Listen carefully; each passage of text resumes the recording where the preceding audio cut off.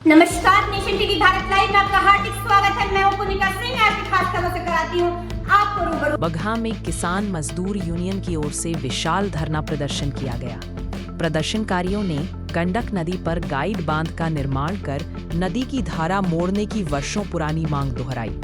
दरअसल चंपारण में गंडक और मसान नदी के कटाव से किसानों को राहत मिले, इसको लेकर पक्का बांध निर्माण के साथ साथ बाढ़ कटाव पीड़ित किसानों को चिन्हित कर उन्हें मुआवजा नहीं मिल सका है।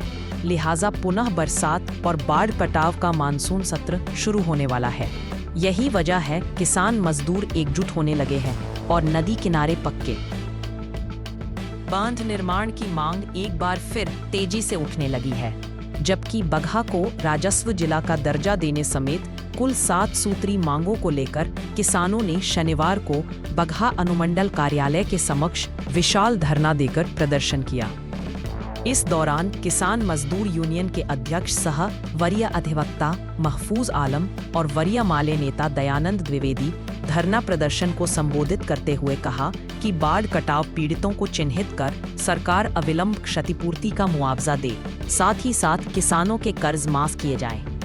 जबकि अनुमंडल व आसपास के क्षेत्र से उजड़े किसानों को तले आप लोग धरना प्रदर्शन पर बैठे हो। जी क्या मामला है? मामला यह है कि सरकार पिछले 20 सालों से नीतीश कुमार की सरकार है बिहार में, लेकिन आप देख लिए किसानों की स्थिति खास तौर से चंपारण में बहुत ही खराब है।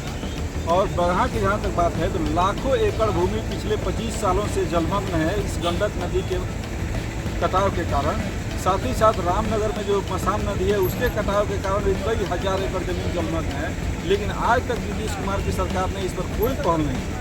25 सालों से देखते देखते हम लोगों ने अब ये तय किया है कि किसान और मजदूर अपने पैरों पर खड़ा होकर के और समाज को नई दिशा देने की कोशिश करेंगे और सरकार से इस बात की लड़ाई लड़ेंगे कि हमारे जो खेत जो जलमग्न हुए हैं और जो नुकसानी हम लोग को 25 सालों से उठानी पड़ी है उसका जो है आर्थिक मुआवजा हम लोग को मिले।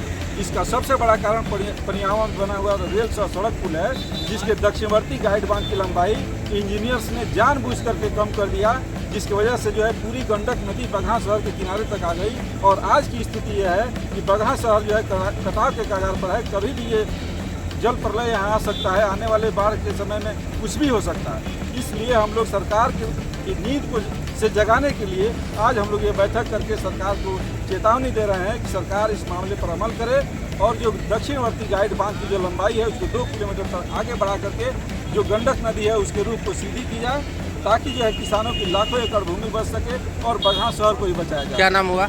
मेरा नाम महफूज आलम है।